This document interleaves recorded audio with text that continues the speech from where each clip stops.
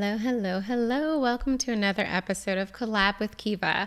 I'm excited about today's topic. Over the weekend, I may or may not have indulged in some binge watching on Netflix. I watched Quarterback. It's 8 episodes and it follows Kirk Cousins of the Minnesota Vikings, Patrick Mahomes of the Kansas City Chiefs, so the Super Bowl winners, and Marcus Mariota, who was with the Atlanta Falcons. I say was because he's now recently signed with the Philadelphia Eagles. But if you know anything about me, I love sports, and I really love football. Ever since I was a 3-year-old, I grew up watching football. My favorite team is the Dallas Cowboys, not for many reasons that some people might think. When I was growing up, Tom Landry reminded me of my grandfather, like on the sidelines in his fedora. I'm like, that's Grandpa on TV. Wasn't Grandpa, but in my mind, it was like, there's Grandpa on TV. So I have loved football. And so watching this is such a great documentary. It's very impressively done. Shout out to you, Peyton Manning and Omaha Productions and the NFL and all the other people who were involved. But really, I want to talk today about just some of what I felt were takeaways for life and really for business. Because at the end of the day, each of these quarterbacks, they're a brand. The NFL is a brand. The Atlanta Falcons, the Kansas City Chiefs, the Minnesota Vikings, all are brands. Like, these are brands. And so that's why I feel like the lessons are applicable not only to life, but also to business in particular. So I'm going to dive in. I don't think I'm giving away any spoilers for those of you who may decide to still watch the show. These are really just my takeaways of some lessons that I think are super important. So the first one is learning is ongoing. Learning is ongoing.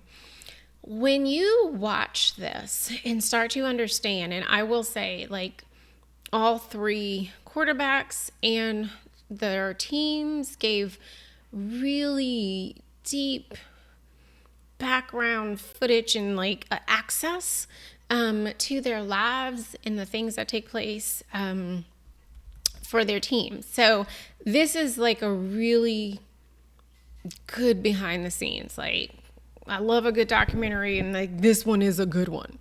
So learning is ongoing.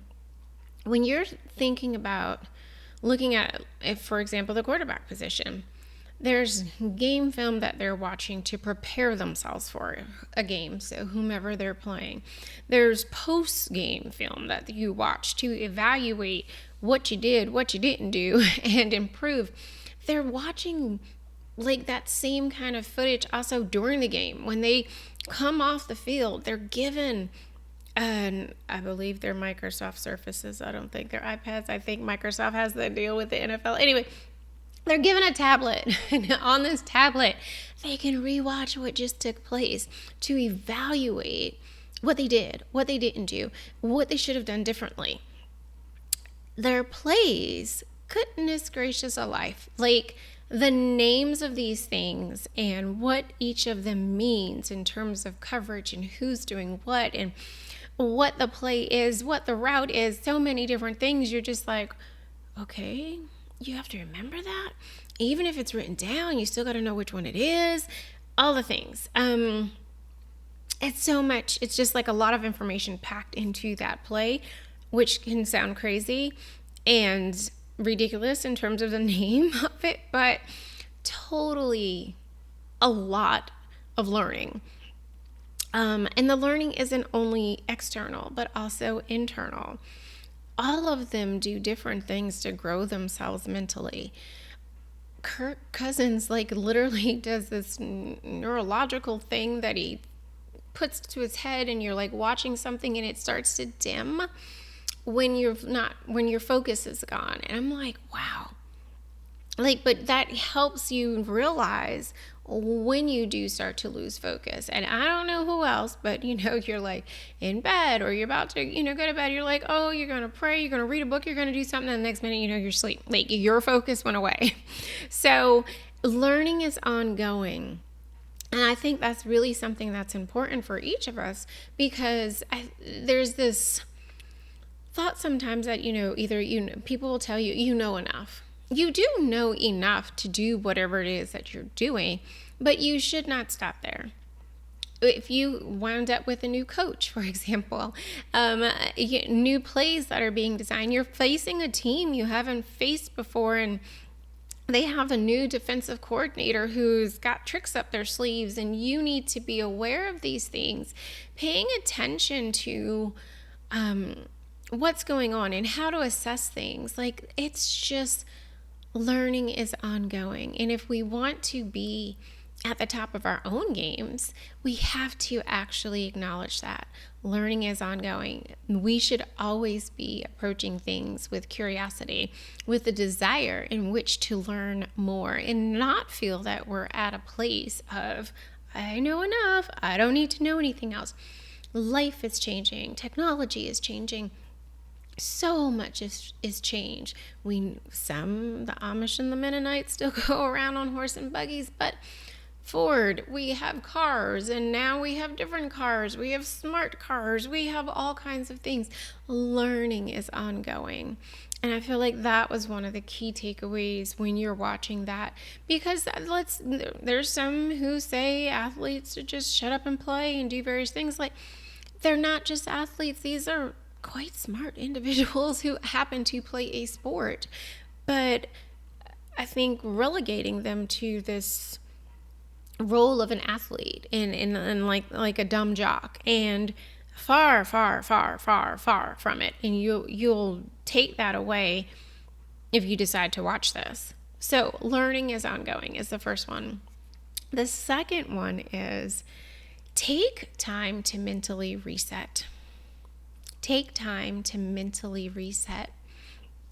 And I've talked about this before, especially as business owners, having what's called like a CEO day. You can call it owner day, founder day, whatever, because for many of us, we're not actually in a CEO seat. But the importance of taking time to mentally reset. Kirk Cousins takes Tuesdays off, and has for, like he said, I think the last 8 years. And coaches at first were like, our quarterback's not going to be after Tuesday after a game, he's not going to be at the training facility. He takes that time off. Like, he's taking kids to pre-K. He's taking a walk with his wife and dog, and she's looking forward to that Tuesday. But also he's at Barnes and Noble's getting books and looking at things to read. But literally, he takes that time away and does nothing related to football. Others, like himself and others, they take time away to do things with their family. All of those breaks, or that time away from the thing that it is that you do. So in many of our cases, our business, it allows our brains time to put things in perspective. To, like, your brain is always working if you study anything about the brain. And so you're giving your brain like time to sort it all out. Like, if you imagine being a player and you had a game on a Saturday or a Monday night, like, your brain needs time now to process all of those things, like process what took place before, what took place during, what takes place after, and put it all in the right little places. Because the thing about our brains, and they're so powerful, is that they're working to solve problems even when we're asleep, even when we're not thinking on some of those things. And they're working to solve those problems, but you got to give your brain time, got to give it space. And so taking time to mentally reset, and whatever that looks like for you and your business, you may not have a whole day to do it. Maybe it's a few hours where you're away from your desk, your office, your whatever, in order to just do something totally not related to that and allow your brain to reset.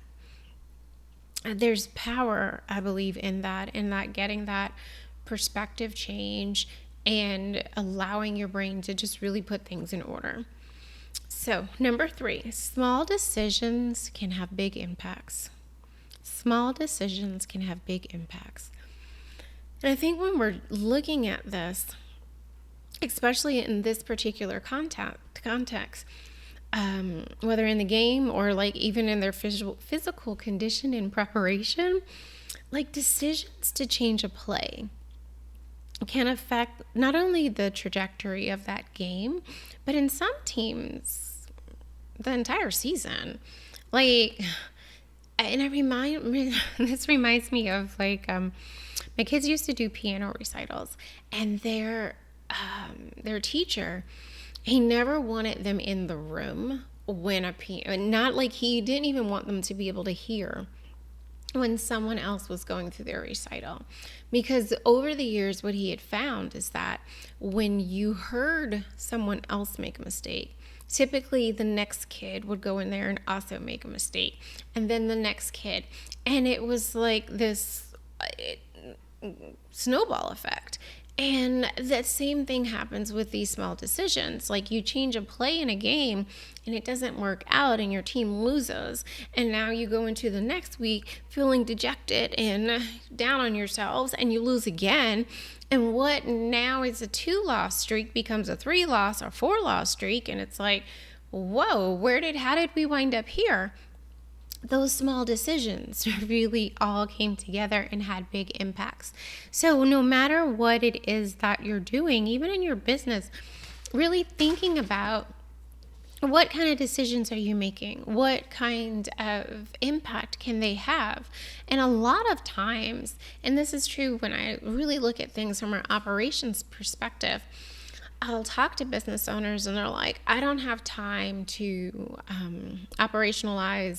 systematize 100% of my business. In most cases, you systematizing 20% of your business, 20% will actually revolutionize 80% of your business. And one thing, like Kirk Cousins works with a chiropractor, and they were like, it was like, if you can just get me 3% better, 3% better. 3% is small. Okay, 20% of your operations, small. But the impact that those small decisions and tweaks can have really can almost not have a boundary. And how amazing would that be, knowing that the revolutionizing of 20% of your SOPs, heck, start with 10%, and that you're able to impact the rest of your business and how things are being done, and that time and mental capacity, bandwidth that's freed up from just that, and how your team is now executing better because of the SOPs that are in place. So small decisions can have big impacts, but we also have to be brave enough to make the small decisions. And sometimes you're rolling the dice. You roll the dice and say, hey, we're going to do this play. Play goes off well. However, one of your offensive linemen, he had a false start. So what was 4th and inches is now 4th and 5, 4th and 6. And that's a little harder to convert than 4th and inches. So number 4, losses and setbacks are inevitable. When two teams come to play, one is going to come out a winner, one is going to come out a loser. Yeah, you can have a tie, and then some would argue they're both winners, some would argue they're both losers. We're not going to have that conversation. The reality is, though, 32 NFL teams start the season. One is walking away as Super Bowl champion at the end of the day. Well, at the end of several months. That's the reality of the situation. Basketball is the same. Baseball, hockey, soccer. Like, it does not matter. A NASCAR race, we have over 30 some odd drivers who get started, and only one is crossing that finish line first. And if we need to have a slowed down camera view to see who got across the line by a nose, we will do that because there's one winner. So understanding that losses and setbacks, they're inevitable. They're a part of life. They're a part of business. They're going to happen. It's what you do with that. It's what you do after it. It's what you do when you go back to step 1 and remember learning is ongoing. That's what makes the difference between these quarterbacks and teams and others. It's understanding that you're not going to win every game. You'd like to. Yes, you would. But you're not. Very few teams have gone through the entire NFL season with a perfect record. And then if you take those that had a perfect record, I don't remember who it was a few years ago who did, but they didn't even go to the Super Bowl. So, perfect record during regular season, perfect record during playoff season, two different things. Losses and setbacks are inevitable. We need to factor that into our understanding of what it is to live life as well as to run our businesses. Things are going to happen. It's what you do after that matters.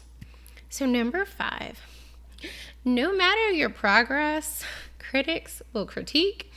It's your job to stay mentally tough. Like, haters gonna hate. Like, that's just obvious, and you can shake it off like, Taylor Swift, or you just realize, like, no matter what you do, there's always going to be someone, in some cases, many someones, who have something to say. And so it's your job to stay mentally tough.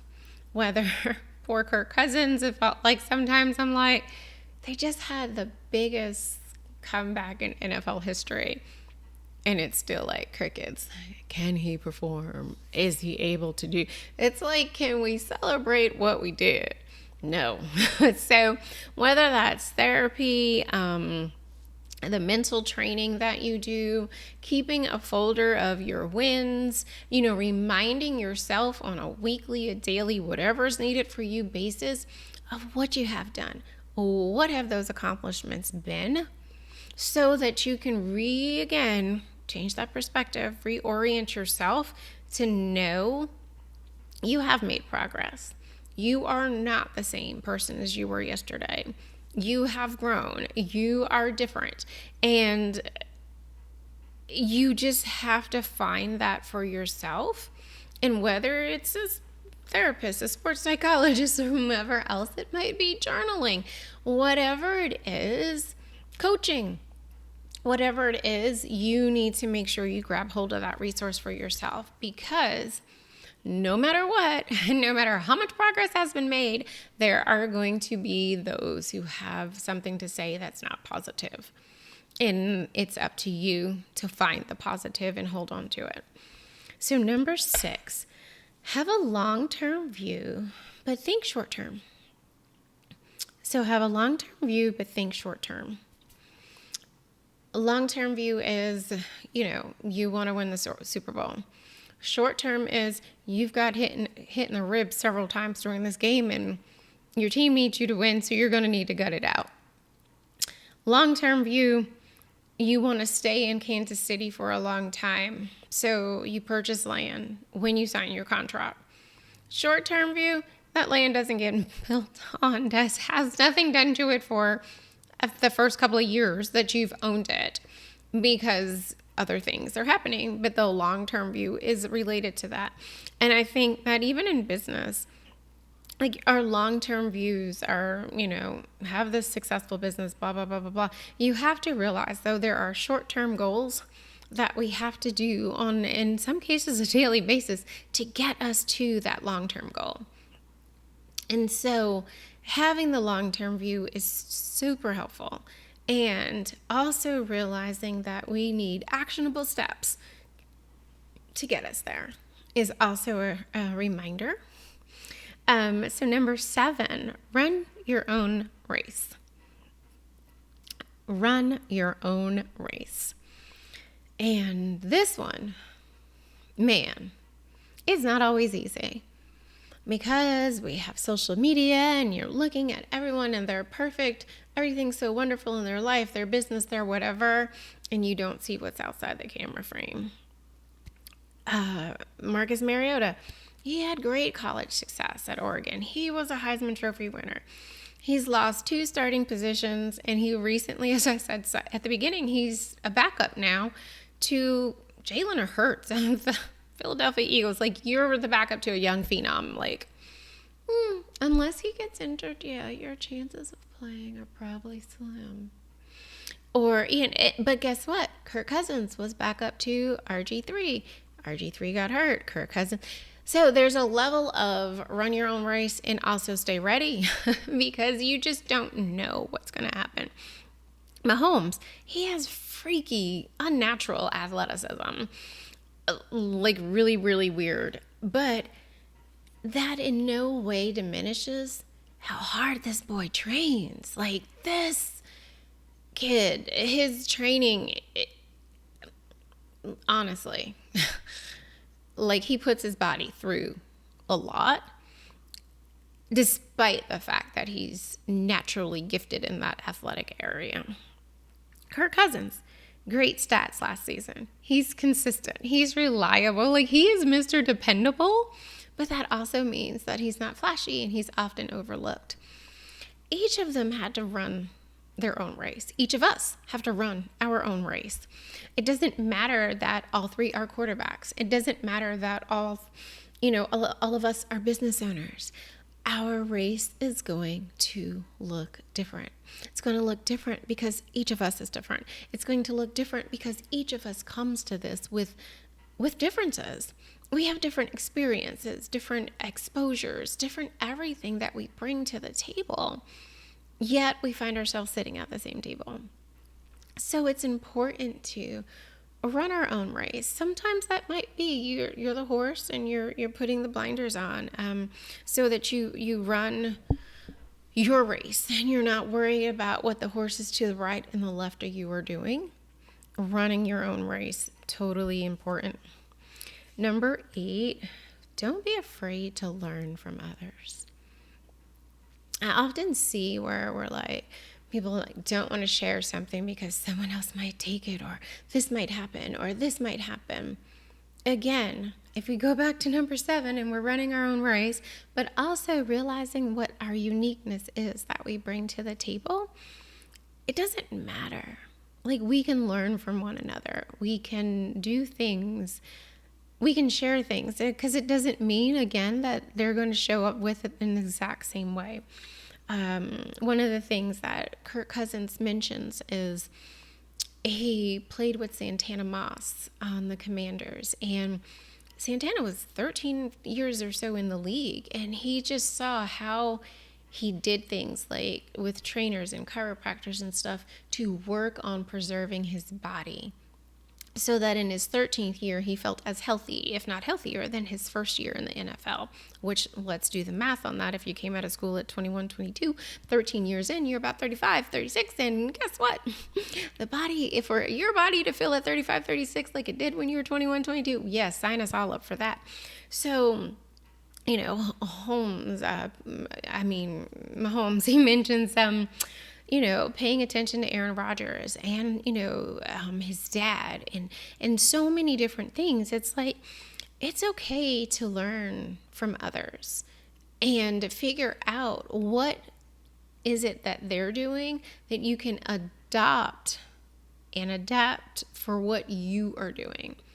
That doesn't negate running your own race. You're not going out to copy what they're doing. You're figuring out, is there something in that you can take on for you that works for you? Kirk Cousins had a chiropractor team come in back to the 3%, wanting to get him 3% different, but also really working on his body. So ice baths, different things that he was doing to also make sure that he had longevity in his career through being able to take care of his physical self. Like when you're a quarterback, like your body, that's your tool. That's your thing that your people are paying for. Okay, the team is paying for that. Okay, for that arm to be able to throw with accuracy. And so whatever our thing is, in many of our cases, if we're service providers, it's our brain and with the knowledge that we're doing, like don't be afraid to learn from what others are doing and figure out if there's something in there for yourself and what does that look like for you. It doesn't mean that it looks the same. It just means that there might be something there for you to take away and add to your own toolkit. And that's a good thing. Number 9, lead with passion and conviction. As a business owner, you're a leader. Whether you have a team, don't have a team, have a small team, it doesn't matter. You're a leader. You work with clients. You need to lead them. There are so many times that you have to lead, but with passion, but also conviction. And maybe be a more vocal leader in how you show up. The same for all three of these quarterbacks. Like the quarterback, everyone on the team is looking to you for guidance to set the tone. So if you own a business and you do have a team, independent contractors or employees, they're looking to you to set the tone. Set it. Set the tone. Don't be shy about this and kind of shrink like a violet. You need to set the tone. You need to lead with passion and conviction. And that means, again, really paying attention to the other 8 things I've already shared, but really understanding what that looks like for you as a leader. If leadership is an area you need to grow in, get yourself some help and grow in that daggone area. Because bad leaders, bad things happen. And bad leaders, you lead people ineffectively. You lead people in ways that is not healthy or growing them as well. It's just bad. Just bad. The same with a quarterback. Like if they don't lead well, they're going to lose in most cases, unless of course the defense is able to do something incredibly amazing. They're going to lose. Bad things happen when you don't lead with passion and conviction. And number 10, which I feel is related to all of the above, stay humble and own your missteps. Stay humble and own your missteps. I love watching it, and you can hear them because they're mic'd up, and a route is ran, and the quarterback is like throws the ball before, too ahead of the player or behind the player or directly at him, but not where he was going to be in terms of the route. And it's like, that one's on me. That one's on me. My bad. That's on me. Own those missteps. Stay humble. As the leader, as the quarterback, you're not always right. You're not always the one who is not at fault. There are times that you do things that you should have done them better. But if you stay humble and you own those missteps, you can grow from those. You can have growth from what was a bad mistake. What was a bad route that was ran? What was a bad pass that was made? And so staying humble as you lead with passion and conviction, as you understand that losses and setbacks are inevitable, as you, all the things, and it will make you not only a better leader, but a better person. Because if you're a parent, you're going to need to own those missteps with your kids. I have had my fair share of owning those, and especially as you parent young adults. Most of us, we're trying to do the best that we can the way we were raised, but we have to evolve. Are there other parenting mechanisms, methods that you need to learn in order to be a better parent than your parents were? That doesn't mean your parents were bad parents. They were working with what they had. So what does that look like? Staying humble means that you will always go back to number 1, and you will always know that learning is ongoing.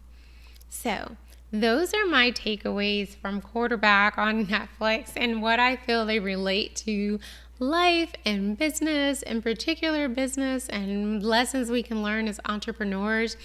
Again, this is so not a promo for Netflix. I do not get any money from them. They get money from me on a monthly basis. But it was a really good series. I feel like it was well done. I would be intrigued to see if there will be a part 2 and who they follow for this next upcoming season.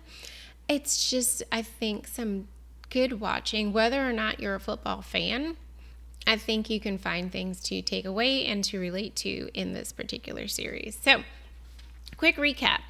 Number 1, learning is ongoing. Number 2, take time to mentally reset. Number 3, small decisions can have big impacts. Number 4, losses and setbacks are inevitable. Number 5, no matter the progress, critics will critique. You have to stay mentally tough. Number 6, have a long-term view, but think short-term. Number 7, run your race. Number 8, don't be afraid to learn from others. Number 9, lead with passion and conviction. And lastly, number 10, stay humble and own your missteps. So I hope that was helpful for you and that you got some takeaways from that. And this episode is a little bit longer because there was a lot to pack in there. But I thank you for listening. I thank you for joining. Please make sure to subscribe and leave a review on Apple because those are always greatly appreciated. And I will see you next time. Bye. Thanks for tuning in to another episode of Collab with Kiva.